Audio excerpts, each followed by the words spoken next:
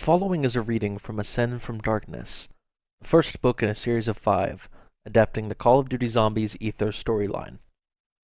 If you would like to read the entirety of the book, follow the links in the description.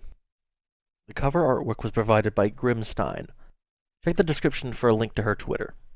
Act 1, Awakening the Giant. 14 years earlier. Chapter 1, Induction. Auditorium, the Giant, Riza, near Breslau. Dr. Ludwig Maxis, May 10th, 1931. Ludwig Maxis sipped his tea one last time before making his way to the stage in front of his collaborators, the soon-to-be first wave of Group 935 scientists. He approached the podium and adjusted his microphone to his own greater-than-average height. The recruits grew silent, eager to hear whatever he had to say.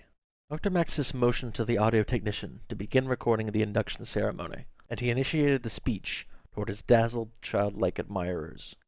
Gentlemen, allow me to take this opportunity to welcome you to Group 935. Younger members of the crowd perked up, eagerly anticipating their careers in scientific research under Dr. Maxis. The older, more experienced scientists sat silent out of respect, awaiting Maxis's official instruction. This is a prestigious moment in the history of our race. You represent the future of technological advancement. You are the pioneers of human discovery. In your hands lies the destiny of mankind. In our hands is a great power, and with that power comes a price. You have volunteered to be part of this great experiment, and with that decision comes the responsibility of absolute secrecy. The crowd stayed silent and respectful of the doctor. Maxis paused, and his tone changed to a more strict form. No one is to know what you do, where you work, what our research has uncovered, or what our purpose will be. You will have no further contact with your governments or with your families. Your decision to fully dedicate your lives to Group 935 is absolute. In your lockers, you will find your Field Ops Manual, which will direct you should our manifesto get compromised. We cannot afford to let this power fall into the wrong hands, and therefore the Field Ops Manual should be considered your Bible. Make your preparations now.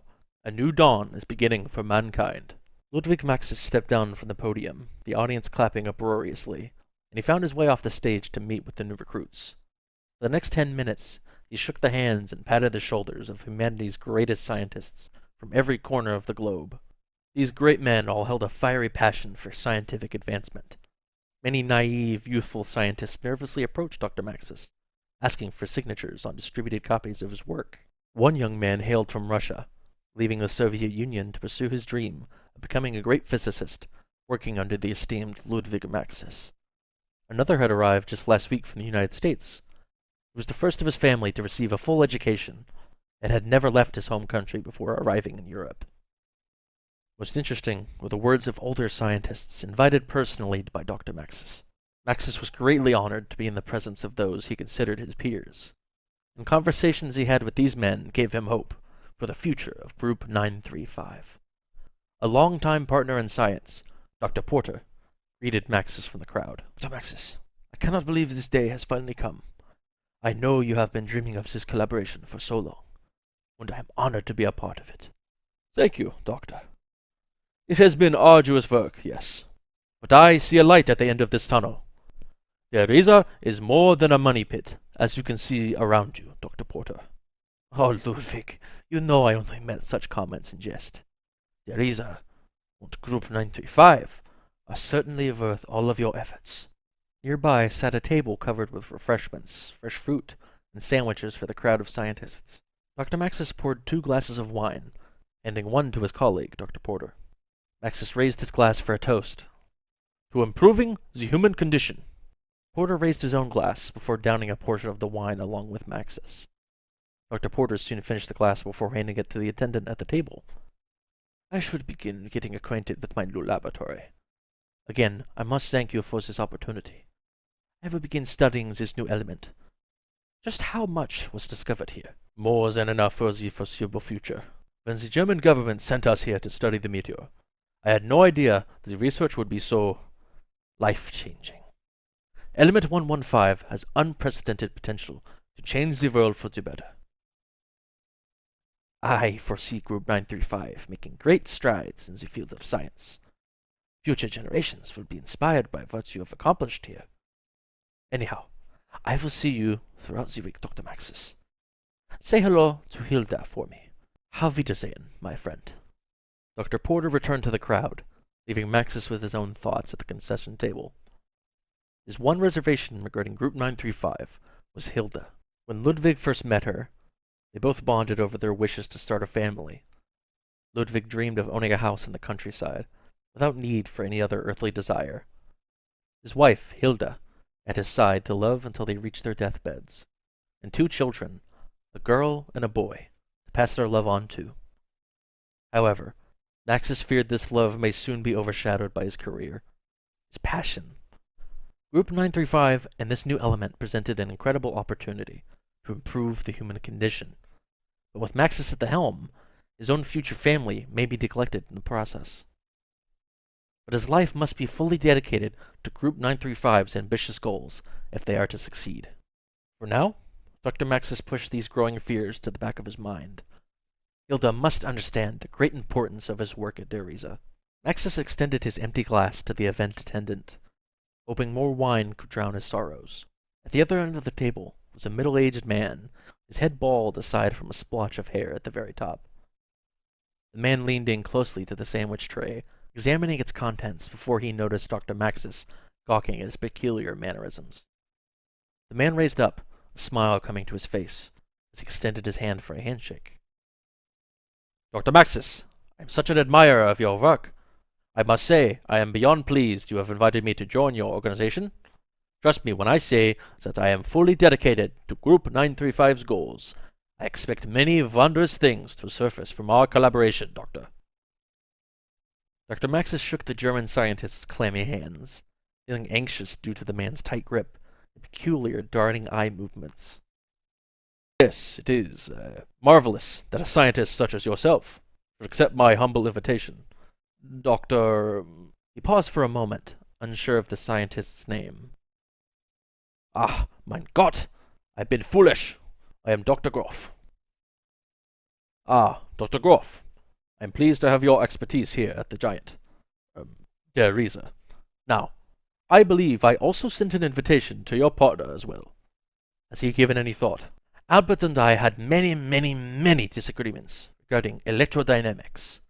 I would not consider us partners, hardly even acquaintances. The last time I heard from him, he was considering leaving for the United States. If not for its women, America would have no redeeming qualities. Trust me, Dr. Maxis, his work was not worth your time. But I possess the skills you will need to place Group 935 at the top of the scientific world. I look forward to it, Dr. Groff. I should. Groff removed the top slice of bread from his sandwich, dissecting its contents as he interrupted. Are you familiar with the Vilja, Dr. Maxis? Maxis blinked twice, trying to grasp at the question. I have read The Coming Race, if that is what you are asking. Nein, there is much more to be learned from the Vilja than Leighton's work, though it is a fine start. You will have to tell me more once we've settled in here. Right now, I should really be going. I have some directorial business to attend to.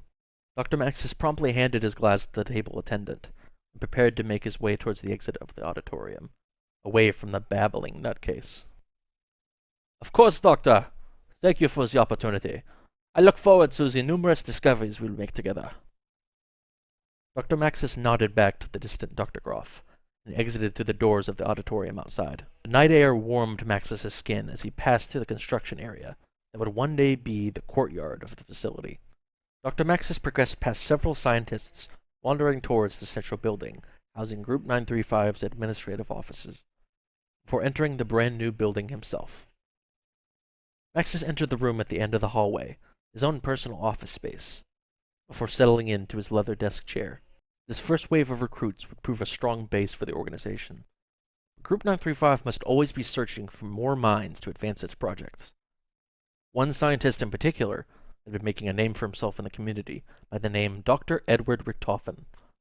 Dr. Richthofen had published several books with his findings in physics and biology, along with his partner in science, Dr. Baron Schuster.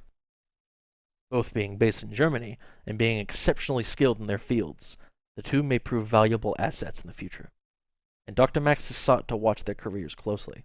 With such great minds at his disposal and the power of the new element 115, Group 935 could be an unstoppable force of change for humanity. For weeks prior, Dr. Maxis had been keeping correspondence with Dr. Richthofen, exchanging ideas for potential projects if the two were to collaborate. Though he respected his work, Dr. Maxis could not see Richthofen at the head of any sustainable project. For all his intuition, he still lacks humility and professionalism. Letters from the doctor read like a child's frantic attempts to impress an indifferent father. For a man in his 30s, Dr. Richthofen lacked the attention to detail and formality in his communications one would expect with his experience.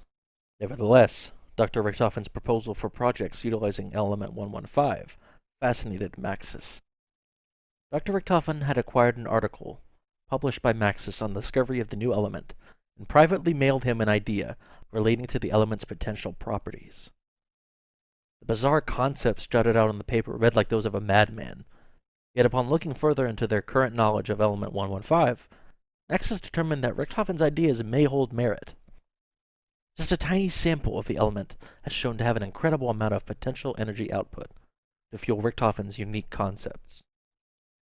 Dr. Maxis had done prior research with a process dubbed teleportation, the transfer of an object or living being from one location to another through the conversion of their atoms into a steady stream, which is then sent via massive wire to the intended location before reassembly. Dr. Richthofen seemed supportive of the idea and wished to collaborate further on the project.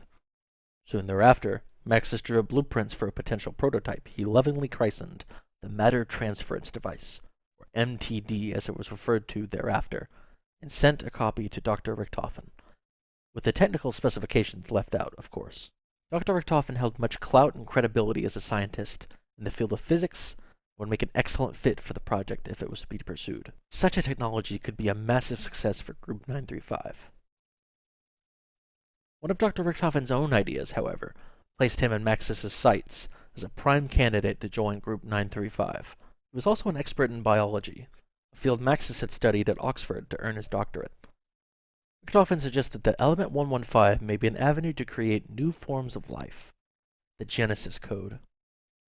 In Maxis' early years, the very basic concept of life fascinated him to no end. Its formation is so incredible, so profound, that humanity has ascribed it to omnipotent gods. Ludwig often entertained the idea that the ability to create life, in spite of any higher being, is the final evolutionary step for mankind.